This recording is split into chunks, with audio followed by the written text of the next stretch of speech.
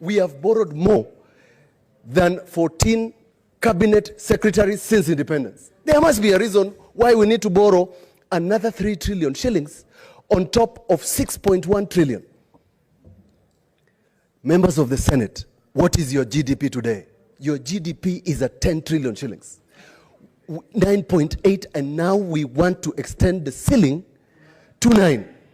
100%. What sort of a country does that? Now, the question that we have addressed here, how much is the budget gap, my dear colleagues? The budget gap for this financial year is 635 billion. The budget gap for the next financial year, according to the BPS, is 584.6 billion. For the following year, the budget gap is 586.8 billion, making a total of 1.2 trillion. I want you to read the report of Parliamentary Budget Office that they presented also to the National Assembly, suggesting that the debt ceiling should be at maximum of 7.5 trillion. What are we saying in terms of the minority? This is not a bill. This is not a motion. This is a gazette notice. A gazette notice that can be withdrawn tomorrow. A gazette notice that can be republished. Why are we making it look like that the country is in dire straits, as if we fail, tomorrow it will collapse? It's a lie.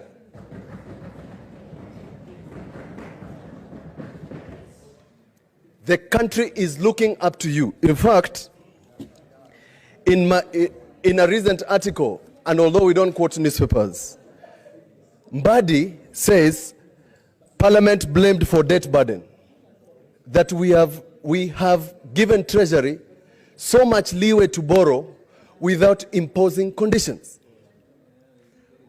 Mr. Speaker, this is the time to impose conditions so that by the time you borrow another extra shilling from the Chinese, we interrogate as Parliament, and particularly Senate. I had said when I was in the National Assembly, the one who will be president in 2022 will have no country to run. But it has actually come earlier. We have zero money for development. Zero. I'm telling you, zero. So if you see any road, hospital, water project, whatever you see government doing, all of this is borrowed money. Housing, we are supposed to be building 500,000 houses a year. There are only 228 units that have been built. So it is a flop. Kenyans literally have no money in their pockets. The money that is owed by county governments that has not been paid is about 90 billion. Another 54 billion is owned by the national government. A whole 150 billion. People are being auctioned because government can't pay, won't pay. Most of the money that goes to infrastructural development is development corruption. It's development corruption because it's inflated bills, starting with the SGR one, and all of the way down. We are just a huge corruption enterprise. And if nothing is done about it, really we are going the Greece way. Because even when you look at the way we have organized our political economy, everybody wants to come into government, but the motivation is not to serve, it's to eat. Now we can expand the BBI and have more mouths to feed. Maybe everybody will keep quiet. But you cannot eat that which is no longer there. We have to generate more. All of us who are here right now, each one of us owes 138,000 shillings to our lenders. Everybody who is here, 138,000, including the child who has been born today. For the longest time, I even asked Henry Rotich when he was minister, you started out very well, but you are coming to cheat us here. He said, Maura, you are the politicians who taught me how to cheat. Himself, he never lasted. He's no longer minister for finance. Ambassador Ukuri Atani was our minister here in the Ministry of Labor and Social Welfare. And I have told him as much, together with Dr. Kamau Duge. How? Let me give you a scenario so that you understand what I'm talking about. How on earth do you have a 9.8 trillion economy borrowing now 8.4 trillion? The only economy that has borrowed 239% of its GDP, nominal GDP, is Japan. What do they produce? Look around. All of these vehicles, they are from Japan. What does Kenya produce? Nothing. Nothing. Children. You know, America is a $24 trillion economy. They borrowed over 20 trillion, but you know, they have the reserve currency, which is a dollar. So they are the only people who can print money. Look at Kenya. We have borrowed over 5 trillion shillings in the last 7 years. What is there to show for it? Other than just expanding the size of government. So yes, that video that you are seeing going viral, I spoke about it in February. In fact, Mheshimiwa Sankoko was asking me about it then. In December, it's still going viral. Why? When I spoke, some people even called me from very high offices and they were telling me, Mwara, what are you saying? I said, I will stand by the truth. We are now digging our hole deeper.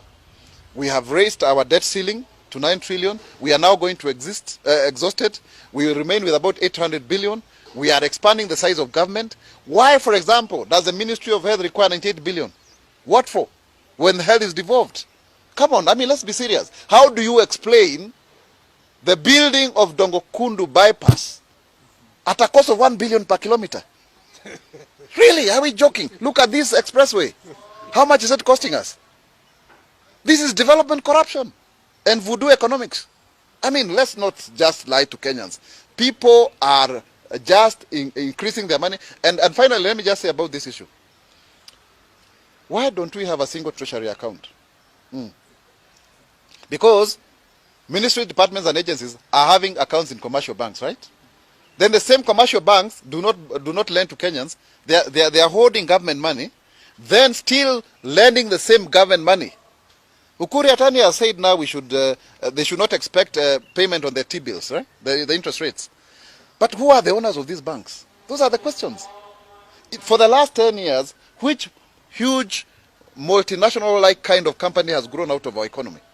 The usual suspects, Safaricom, KCB, what have you. The only people who tried to come out was SportsPesa, Suali Nyongwa. So we are in a cartel economy. How can a young man make money anymore? How can a young woman, a person with disability make money anymore in this economy? So tuache kudanganyana bwana, hili ni ushenzi bwana. We are a broke country and nobody should lie to you. We are broke. We cannot pay. Every road you see constructed, any development money is borrowed money. We have a 3 trillion budget. 3 trillion budget, out of which 1 trillion is going back to pay debt. Within 7 years, we've grown from less than 1 trillion budget. The first budget that was read was 1.15 trillion by President Uhuru Kenyatta when he was Minister for Finance. Now we are talking about 3 trillion. How can we sustain a 3 trillion budget? From where?